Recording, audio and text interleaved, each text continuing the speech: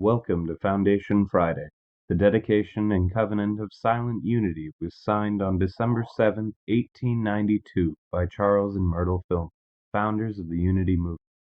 It is unlikely when they signed this covenant that they had any idea how far-reaching unity would be as it evolved into the church we know and love today.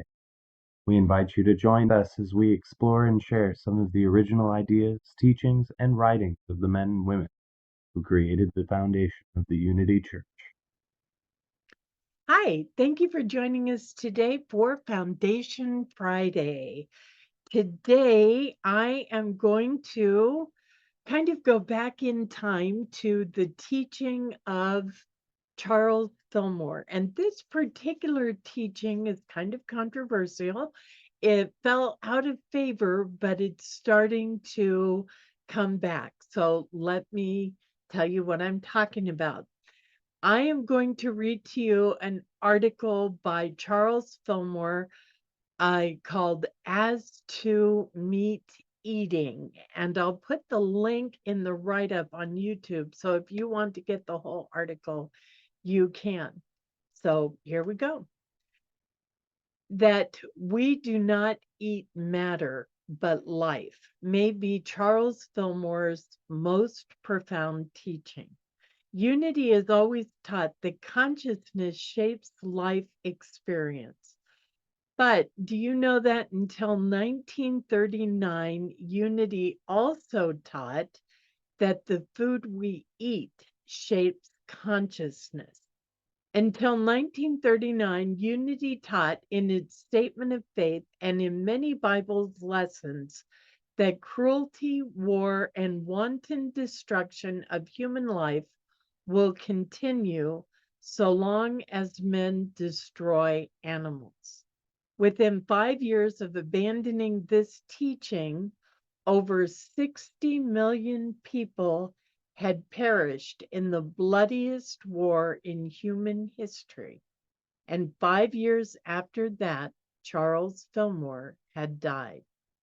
I know that this will be a difficult page to read. It was difficult for me to assemble, and I'm hardly one to preach about healthy eating habits, sorry. Regardless of our current expression, it's time to take another look at Charles Fillmore's stressing that we eat life, not matter. Why is that? Fact.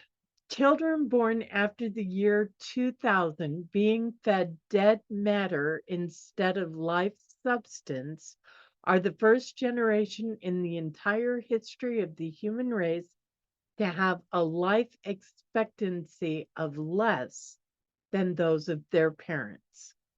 Our industrially prepared food supply is so covered with dead matter that it must be smothered with antibiotics in order to control disease on the way to the market, leading to uncontrolled outbreaks of E. coli and other diseases.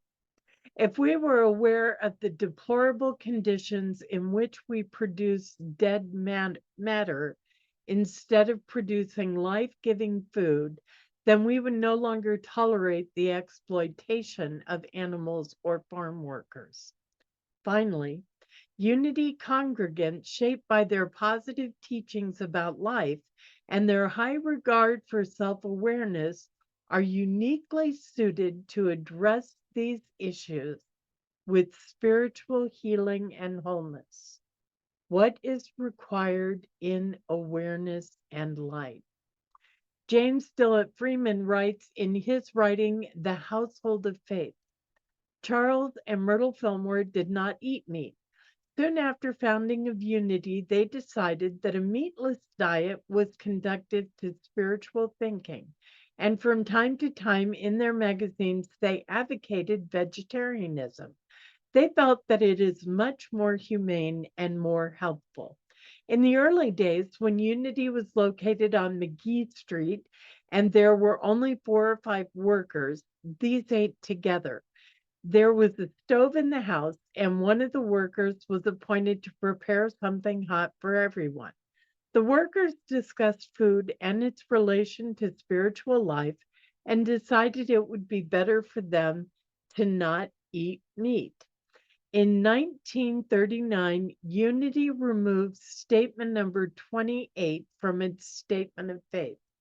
That statement said, "We believe that all life is sacred and that man should not kill or be party to the killing of animals for food. Also, that cruelty, war, and wanton destruction of human life will continue so long as men destroy animals." Interesting stuff and kind of a hot button topic. People don't want to be told how to eat. I personally gave up eating meat, although I do eat wild caught fish and seafood because I learned about how meat was mass produced, and I don't want to be a part of that, and I don't want to support that system. That's my personal choice, and of course, we at Unity accept everyone's personal choices. I hope this was food for thought and a healthy diet, and I hope you'll tune in next time for something completely different. Thank you for joining us. Namaste. Thank you for joining us, and let's stay connected and grow in spirit. We are on Facebook. Search for Unity Church of El Cajon and follow us and like our posts. You can reach us on YouTube at Unity Church of El Cajon. Please subscribe to our channel, watch our videos, and leave comments which can help us improve. We are on the web at unityofelcajon.org.